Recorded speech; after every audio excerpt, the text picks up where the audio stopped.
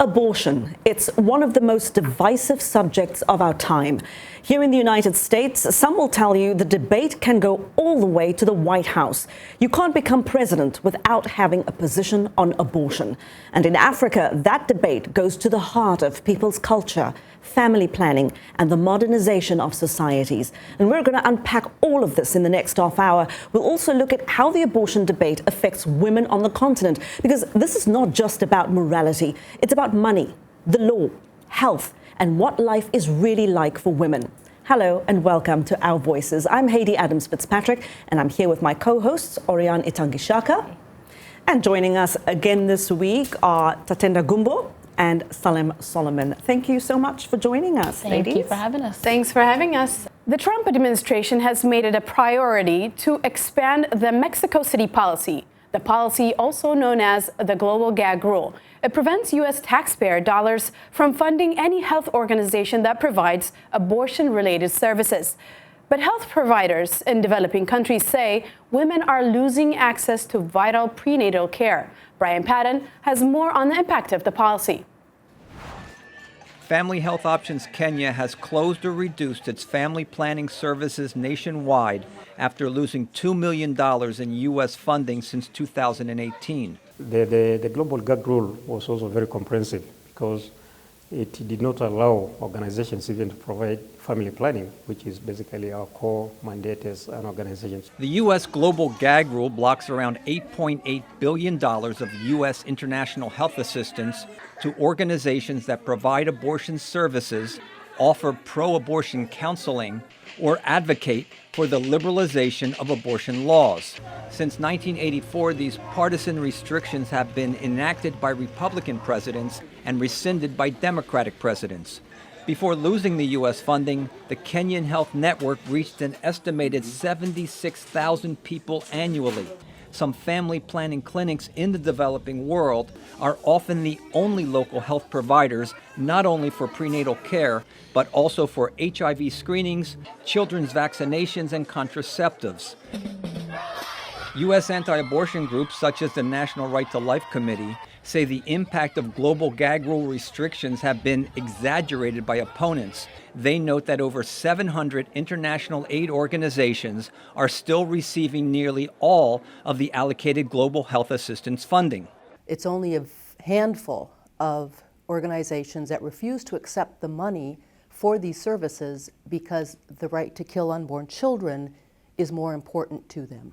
Tobias says private donations are making up for the canceled U.S. government contributions, but some health organizations in Africa say they have not received enough outside funding to make up for the cuts.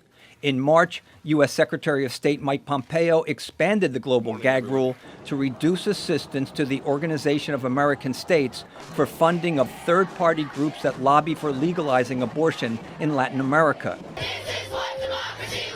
Global Gag Rule opponents object to the Trump administration imposing what they say are partisan, politically driven restrictions over providing comprehensive medical information and treatment. So you're asking doctors to sort of choose between politics set in Washington or actually the health and ethical decisions set in their own countries. Supporting critics claims that the Global Gag Rule does more harm than good. A recent study in the Lancet Global Health Journal reported a 40% increase in abortion rates in Africa during past periods when the restrictions were in place. Brian Patton, VOA News, Washington. So as you saw in that package, it's a recent academic study that links past research to an increase in, restrictions and increase in abortion. But the actual policy, that's the moniker that comes with Gag Rule, it's called the Mexico City policy, and it was first introduced by President Ronald Reagan in 1984 during a UN population conference in Mexico City, hence the name. It emphasizes that foreign countries that receive U.S. money are not encouraged to discuss abortion. So it's not just healthcare providers, but also educators and other nonprofit organizations. So when you say healthcare providers, this can be your doctor, your nurse. They are prevented from even mentioning it goes beyond that. Even education providers, anybody that receives this money cannot is discouraged from having a conversation. And that's really interesting because I actually have a personal friend of mine who had something like this happen to him because of the so-called gag rule. He was opening a school in Haiti, and he was unable to go through with the whole process because of this particular clause, where his school was going to be obviously for education purposes, but then what ended up happening was that because they were going to have any health referrals, and these would be abortion services, it could be prenatal care, whatever it might be, because the teachers could refer students, teachers, they had to stop building the school. And unfortunately, it ended the whole process. Yeah, that's unfortunate. Definitely the global gag rule has global implications. I mean, the U.S. government is the largest donor to global health. The unfortunate part is that the global gag rule doesn't just affect abortion services. You have disease programs, which includes, of course, HIV services, tuberculosis, malaria services on the continent, of course. And you have also health security programs. You have population programs, which include maternity health, child health, nutrition, and of course, family planning health, services, which of course includes abortion services. So the NGOs on the continent a lot of time tapping into that money because the healthcare systems, government healthcare systems are weak. But I think that this funding being absent reminds us on the continent that the responsibility of healthcare services are on governments, not on the U.S. government's funding.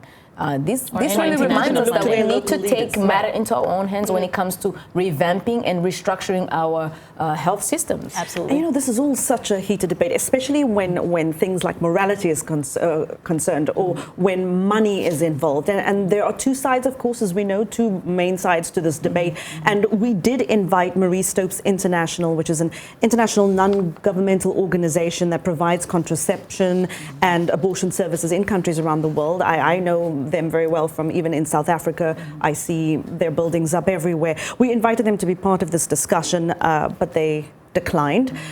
They did, however, send us this statement, and I'm going to read it.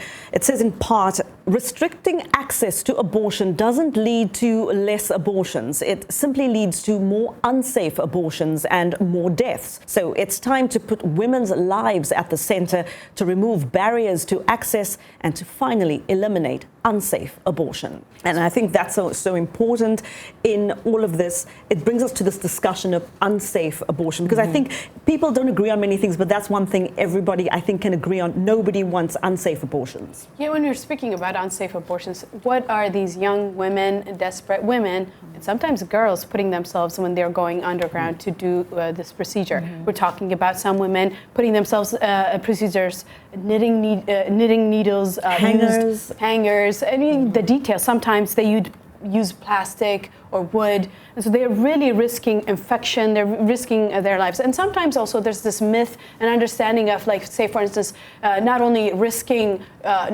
preventing yourself from having future children, but also physical risks that they take. You know, some women jump from places to thinking that they would have abortion. So there's a lot of risks that women take. It's absolutely gruesome, but I think the main point that we can take away from this topic about unsafe abortions is the idea that governments have to acknowledge that these are happening. They have been happening. They might continue to happen if they don't make a point to address this issue. And so, Salem, that's why I think what you're pointing out there really shows that governments have to make this a priority. So we want to hear your take. Should abortion be legal in your country, or do you think it should be outlawed? Tell us on social media. We're on Facebook, Twitter, and Instagram. Search for our handle at VOA Our Voices, and remember to use the hashtag VOA Our Voices. You can also message us on WhatsApp. Our number is on your screen. After the break, we'll look at the factors that push women towards unsafe abortion. We'll bring you a powerful story from South Africa where abortion is legal. Stay with us. We'll be right back.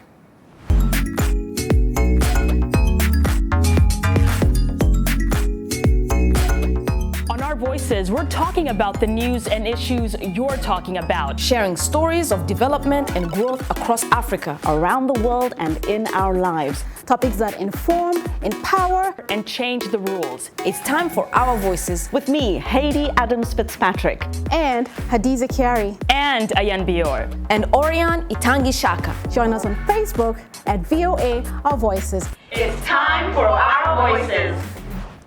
You're watching Our Voices. Welcome back. Abortion is legal in South Africa, but only for up to 20 weeks into a pregnancy. It's a free service at government-run clinics. Sounds simple, right? Not quite. Getting a safe, legal abortion in South Africa is not that easy. Women there often face harsh stigma and resistance from some healthcare workers who oppose the idea. In the mining town of Rustenburg outside Pretoria, the situation is dire. Anita Powell went there and brings us the story. This young woman is scared, nervous, and confused. Precious, as she has asked us to call her, is 16 weeks pregnant. And so is her best friend, and Precious's boyfriend. That event turned her life upside down and brought her to this difficult decision. I want this thing to be done as quickly as, because I can't take it anymore, because what I'm thinking is what happened. I can't think of, at some point, I can't think of positive things. When I think, if I feel this thing failed, then what will I do? Should I end my life? Precious, a student, said she encountered so much disapproval and shame in Johannesburg, where she lives, that she traveled 2 hours to the mining town of Rustenburg to a reproductive services clinic run by Doctors Without Borders. I simply said, I want to do abortion, and then they said no, and there was two nurses there, and the other one said oh, thanks God, I'm not trained for this, whilst the other one said no, you have to go back to your place and then do it there. And then we had a disagreement there. It's I'm being against God and more stuff like that. Reproductive health advocates say talk like that drives more than 10,000 South African women to seek backstreet abortions each year. The health department says such illegal abortions account for up to 25% of deaths from septic miscarriages. Nurse midwife Khaladi Parkele, who heads the Doctors Without Borders project, says demand for the clinic services is high. He says he performs as many as 100 first trimester abortions each month, and sees women from as far away as Botswana, where abortion is illegal. I look back, why did I get myself into this profession? I said I want to be a healthcare provider because I want to help people. And then you see a gap and this is part of healthcare service, and if no one is doing it, somebody has to do it, and I enjoy working with people. Nurse Krista Somele has been performing abortions for a decade and says she's proud of her work. She says she thinks some of her colleagues are contributing to the stigma of abortion, and worse. If you can't help a patient as a nurse, just refer the client to the relevant place so that the patient must get help. Don't just tell her, no, I can't do that, or I can't help you, and leave the patient stranded. That is why they end up going to the bogus. Because when you leave her stranded, now she decides to go outside the street, that is where she is going to die. It's that, she says, that keeps her going, through the judgment, through the tears, and through the difficult stories she hears every day. Because, she says, whether people agree with her work or not, she's saving women's lives. Anita Powell, VOA News, Rustenburg, South Africa. You know, this is part of what I always find so heartbreaking about the situation in South Africa. Even though abortion is legal in the country, it doesn't mean that girls are going to go that route. It's hard to find information about where to go, and often girls end up doing illegal abortions, and there's no accountability, there's no responsibility, and they are willing to pay up to anything around $100 to have it done, whereas they could get it done for free at a government hospital, but you just don't know if you can ever get to have the abortion. So no matter where you stand on this debate, there are challenges on both sides, and we know that there are two sides to this debate. And again, we want you to know that we did reach out to Marie Stopes International to discuss the Global Gag Rule as well as their work in providing safe abortions in several African countries. They declined, but we are joined via Skype by Ann Kioko from the advocacy group CitizenGo. Ann is a pro-life activist and joins us now from Nairobi, Kenya. Ann, thank you very much for joining us. Welcome to the show. Thank you for having me. And let's start out with, why is this debate around abortion such a heated one And why is it such a divisive issue? Well, first, I need to thank President Donald Trump for the Mexico City policy, because we have been looking forward to such a policy as African women. What we have seen recently is a lot of imperialism by groups like Maristops, and no wonder they declined to come on board, because what we have been doing is pushing for abortion, offering it, and last year we stopped them while they were advertising abortions. But why is this, Anne, a debate that even in families, whether it is in the United States or whether it is in Africa, and we will always get opposing groups like yours, groups like Marie Stopes International. But when we talk person to person, why is this such a divisive issue amongst people? Well, because to some, abortion is a business, so they're making money out of abortions. And to others, abortion is murder, is killing of preborn children. That's why you'll always find these two opposing groups, because some are pushing for it to happen and others don't want. And in Africa, the narrative is most of the African women do not want abortion. And if I can just come in there, I know you're talking about most African women not wanting abortions, but we are seeing a large number of unsafe abortions on the continent, throughout the globe. So where do you draw the line between policy and culture versus reality? What's actually happening on the ground? Let's speak about Kenya, where I am right now. 87%, according to Ipsos survey, are opposed to abortions. And most of the statistics that are pushed around are by abortionists themselves, Guttmacher Institute.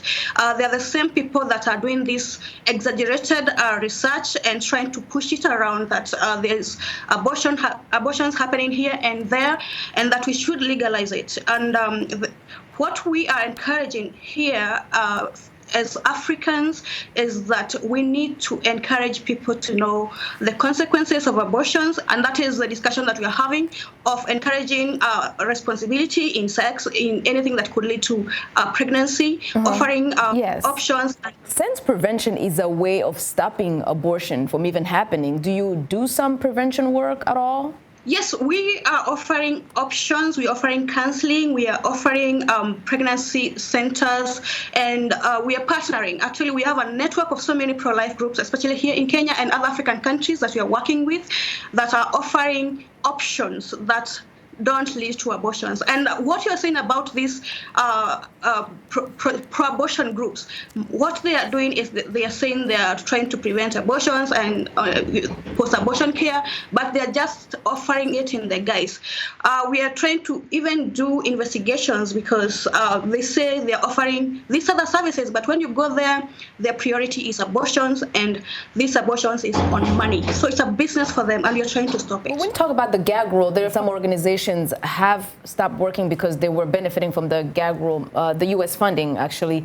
Are there some services that actually fill in those gaps in order to try to give services that women were already getting in those organizations? If you see in every other country, there are campaigns, for example, against Maristops, because people know who they are, what they are doing, and they're trying to stop them. So the governments, for example, here in Kenya, the government stopped Maristops from advertising abortion, even from offering any services, because in the government hospitals, they are trying the best they can do to offer these services they are purporting to offer. And also what we're encouraging these groups, instead of coming here to push for abortions, Africans need a lot of other services: education, healthcare, infrastructure. I mean, we should prioritize these services. I agree with you about prioritizing those services. And what I always wonder about is women are told to not have abortions, have the baby. But sometimes, and you see this even in the United States, I've seen it in many, many African countries, I've seen it in my own country, when people do go on and have the baby, society almost falls silent because there is no guarantee she'd be able to put food on the table for that child. There is no guarantee that she would have access to adequate health care. There is no guarantee that she would have a quality job. There is no guarantee that that child would have access to an education. So what is the point of telling people, go have the babies, don't have an abortion, when society doesn't then help and take responsibility when that child does come into the world? What kind of human beings are we then helping to create and to cultivate? Exactly, and if you see in America, I was there this March, and the discussion they're encouraging is let us educate people about responsible sex, responsible sexuality.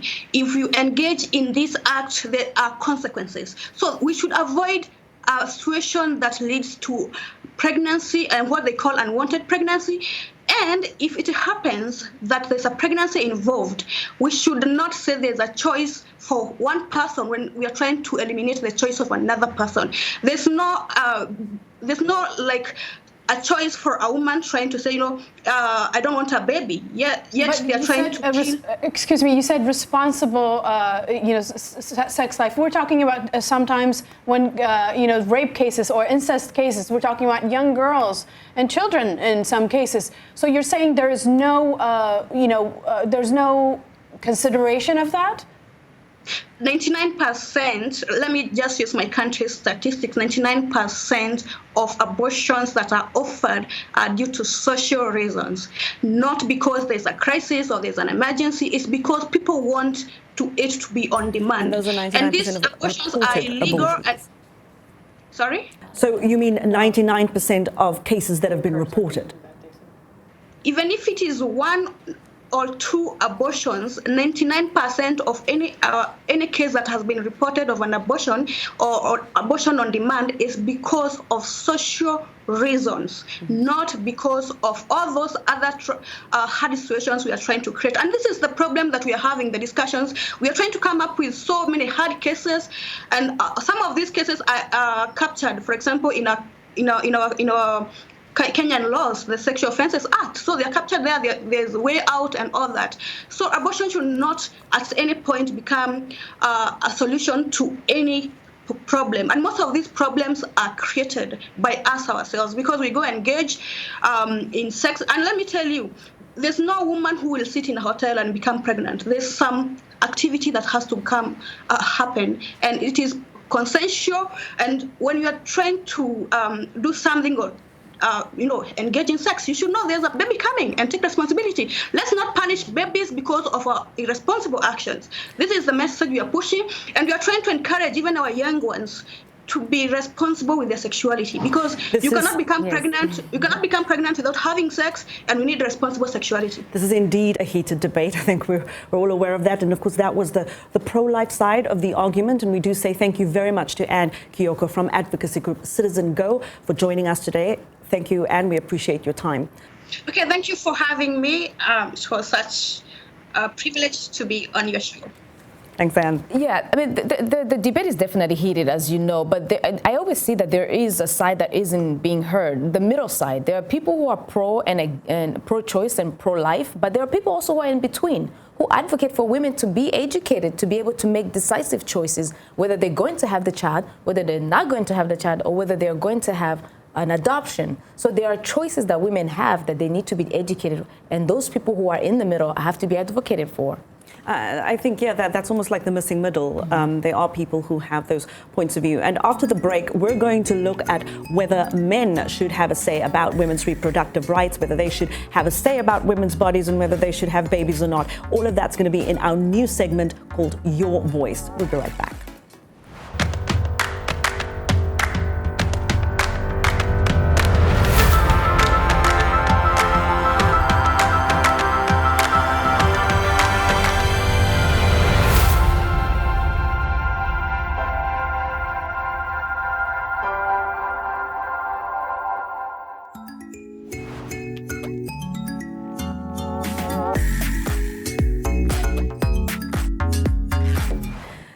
you're watching Our Voices, welcome back. So we have this new segment called Your Voice. And of course, I don't know if you guys saw this recently in the news. Oriana already knows what I'm going to talk about. Tanzanian President John Magufuli made headlines recently when he urged all the women in the country to, as he put it, set their ovaries free for the sake of the country, meaning have more babies so the economy can grow. Now, Magufuli cited China, Nigeria, and India as examples of countries that have, as he put it, gained from having a huge population. He expects not everyone will be happy, saying, I know that there are those who like to block ovaries and that they'll complain about my remarks. Set your ovaries free. Let them block theirs. It is worth noting President Magufuli himself has 2 children. Let me hear it. So, I mean, it's not even the argument to have when you're thinking about a population control from what he says. And also, it's so purely from a male perspective. We don't control our ovaries. We don't release or, it doesn't work that way. Look, it's very simple to me. With all due respect to all our political leaders, it's just, don't talk about the ovaries that you don't have. I have a problem of understanding what even it means to release Right, ovaries. this is what I've been trying to figure out. Well, maybe we need to invite him, or maybe and he can have clarification. Well, he has his own platform. Well, we did release something. We released our reporter onto the streets to ask people whether they think men should have a say about women's bodies and their choices to have babies or not. And this is what you had to say in our new segment, Your Voice. They should not have a big percent because mostly we see women are the ones who are left with the responsibility of taking care of the children. And as for men, their life will continue. And as for a woman, you have to stop going to work for some few months. And those few months you may have lost a lot, yes, but I think it should be a decision of the woman. If you want, yes, you can decide both of you, but at least the woman plays a big role. Personally, I don't believe in accounts of all men deciding for women, but I also believe men should have an input in this, that women don't only carry the future of women, but carry the future of men too. So, but women should have a greater say in this, and men should come in and support women. What do you think of the president of Tanzania, Magufuli's comment? We've got the question up on social media. We want you to bring your comments there. And be sure to watch Our Voices on the VOA website where you can find the world top news stories. So be safe and responsible out there, folks. And that is our show this week. Thank you for being with us. And thank you to Tatenda, Gumbo, and Salem Solomon for joining us as usual. Always great to have you guys and your insights on the show with us. Thank you for watching. We'll see you next time. It's goodbye.